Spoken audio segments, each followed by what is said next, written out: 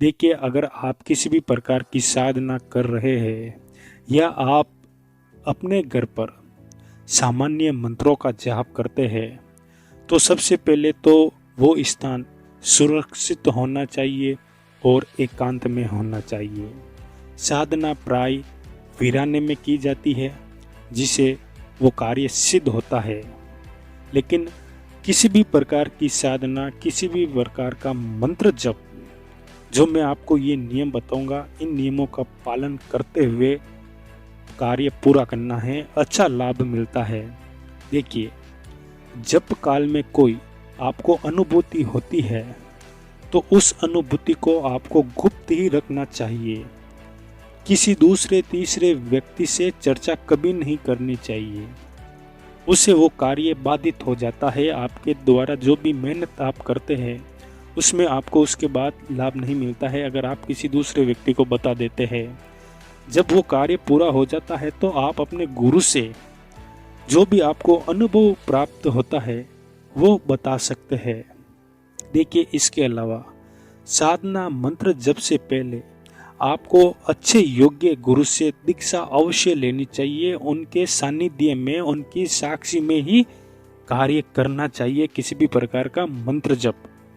गुरु के बिना कभी ये कार्य नहीं करना चाहिए। अगर वो कार्य बिगड़ जाता है तो फिर आपका जीवन भी उसमें बर्बाद हो सकता है।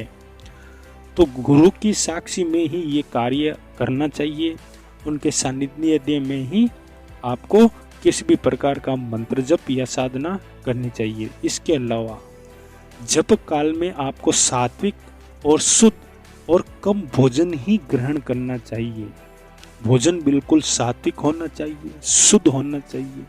तामस को बढ़ाने वाला भोजन कभी नहीं करना चाहिए, और जहाँ तक हो भोजन कम मात्रा में ही लेना चाहिए। देखिए, स्थान और समय एक ही रखना चाहिए।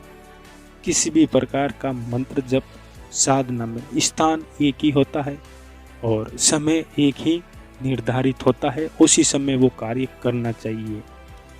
जप शुरू करने से पहले शुभ दिन, शुभ तिथि और शुभ मुहूर्त का ध्यान अवश्य रखना चाहिए। गुरु से पूछकर ही कार्य करना चाहिए। बिना आसन, जमीन पर सीधे बैठकर जप कभी नहीं किया जाता है। आसन लगाकर ही अलग अलग साधनाओं के अलग अलग आसन होते हैं, तो उनके अनुसार ही आपको कार्य करना चाहिए।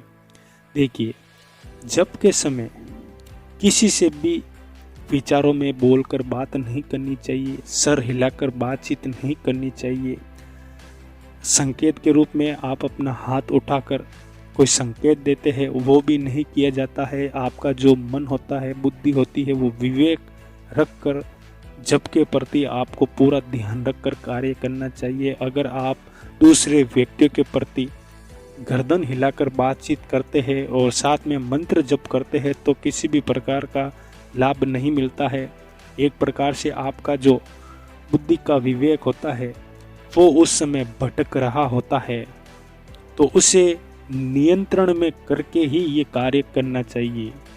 प्लास्टिक, कांच के मणियों की माला से कभी भी जप नहीं किया जाता है। आजकल आसानी से मार्केट में ऐसी माला बहुत मिलती है, सस्ती भी होती है। तो प्लास्टिक की माला, कांच की माला, इनसे मंत्र जप कभी नहीं किया जाता है। एक बार आप साधना करने बैठ जाते हैं तो उसे पूरा किए बगैर बीच में कभी नहीं छोड़नी चाहिए। अगर ऐसा आप करते हैं तो इससे आपके विचारों में नकारात्मकता और जिस देवी देवताओं के लिए आप ये करते हैं तो उनकी नाराजगी आपको प्राप्त हो जाती है। तो जब तक साधना का जो समय होता है, जो मंत्र संख्या होती है वो पूरी ना हो तब तक उसे बीच में नहीं छोड़ना चाहिए। इसके अलावा माला की मणियों को तर्जनी उंगली से नहीं छूना चाहिए। मणियों को नाखून से भी नहीं छूना चाहिए। तो इन नियमों का पालन करते हुए आप किसी भी प्रकार की साधना को अच्छे से कर सकते हैं। इसके अलावा भी कुछ और नियम हैं, वो मैं आपको आगे आने वाले वीडियो में बताऊंगा। लेकिन अब वीडियो बड़ा हो जाएगा, तो आज के लिए बस इतना ही। नमस्कार। जय श्री राम।